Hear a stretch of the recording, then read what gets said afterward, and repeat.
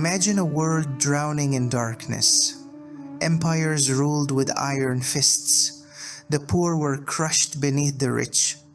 Wars consumed nations. Idols filled temples. Truth had become mixed with falsehood, and humanity had lost its way.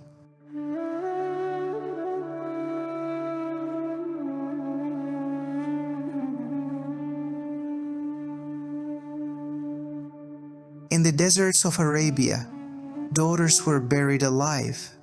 Tribes fought endless wars over pride and revenge. The strong devoured the weak, and yet, unknown to the people of the earth, a moment was approaching that would change the course of human history forever. A child had not yet been born. A revelation had not yet descended. But the stage was being prepared. This is the story of the world before the coming of the Prophet Muhammad, peace be upon him. The story of humanity's desperate need for a final messenger.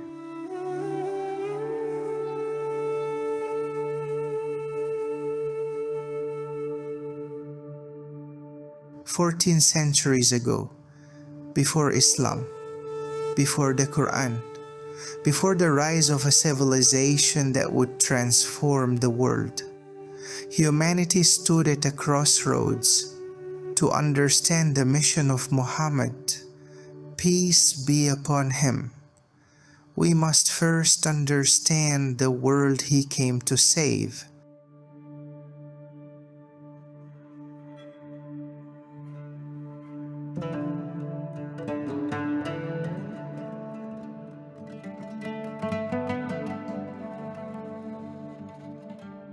At the beginning of the 7th century, two mighty empires dominated much of the known world. To the west stood the Roman Empire, also known as the Byzantine Empire. Its territories stretched across vast lands. Its armies were feared. Its cities were magnificent. But beneath the appearance of power lay deep corruption. Heavy taxes burdened ordinary people. Political oppression was common. Religious disputes divided society. The empire possessed wealth, yet many of its people suffered under injustice. To the east stood another giant, the Persian Empire, ancient, powerful, wealthy. Its kings claimed almost divine authority. Its nobles lived in luxury while common people struggled. Society was divided into rigid classes. The gap between rulers and the ruled continued to grow. These two empires fought one another for generations, war after war, battle after battle. Thousands died. Cities were destroyed. Resources were exhausted. Humanity possessed power, but it lacked guidance.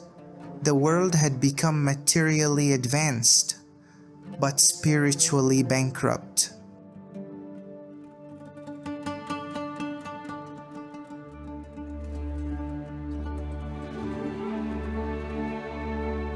Religion still existed, but much of its original message had been altered. The teachings of earlier prophets had become mixed with human inventions. Many people worshipped God in name, but ignored His guidance in practice. Others worshipped saints, statues, celestial bodies, fire, or countless idols. Superstition flourished. Truth became difficult to find.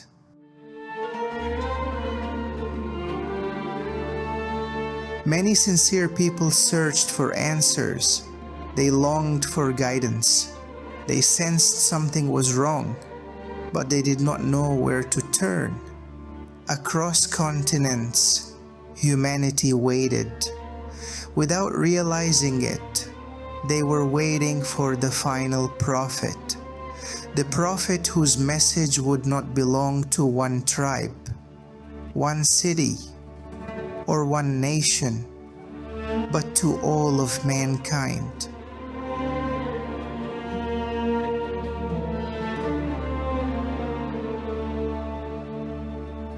Far from the great palaces of Rome and Persia lay a harsh land, the Arabian Peninsula, a vast desert stretching between continents.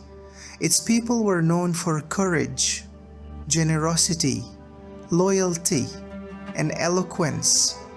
Yet they were also trapped in a cycle of ignorance. Tribal identity was everything. A man stood with his tribe whether they were right or wrong. Wars could last decades. Bloodshed passed from generation to generation. Revenge never ended. Idol worship dominated the land. The Kaaba, originally built for the worship of Allah alone, had become surrounded by hundreds of idols. People sought blessings from stones, wood, statues, and man-made gods. The weak possessed few rights. The poor were neglected. Slavery was widespread. Women were often treated as property. And in some tribes, newborn daughters faced a horrifying fate. They were buried alive, not because they had done anything wrong, but because society viewed them as a burden. Imagine the fear, the helplessness, the cruelty. Humanity had fallen far from the teachings of the prophets who came before. Yet even in this darkness, sparks of goodness remained. Some individuals rejected idol worship. Some refused injustice. Some still believed that a great prophet was coming. And they were right.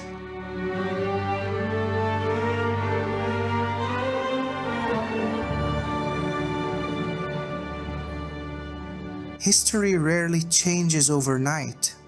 Before every great transformation, conditions begin to form. And all around the world, the signs were becoming clear. The Roman Empire was weakening. The Persian Empire was weakening. Religious confusion was spreading. Moral corruption was increasing.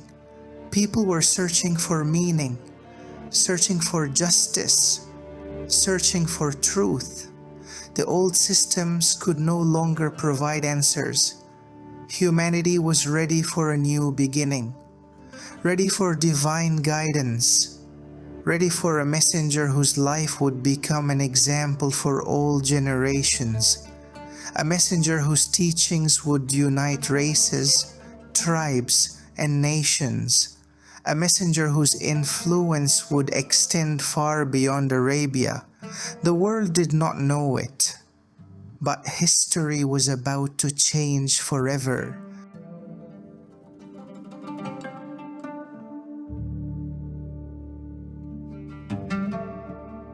In the heart of Arabia stood an ancient city, a city built around the sacred house of Allah, a city visited by pilgrims from every corner of the peninsula, a city called Makkah.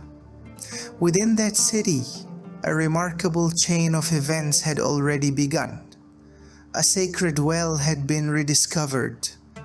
A noble family had risen to prominence. And a dramatic confrontation between faith and tyranny was about to unfold. An army marching with elephants was heading toward the house of Allah. Its commander believed nothing could stop him. He was wrong.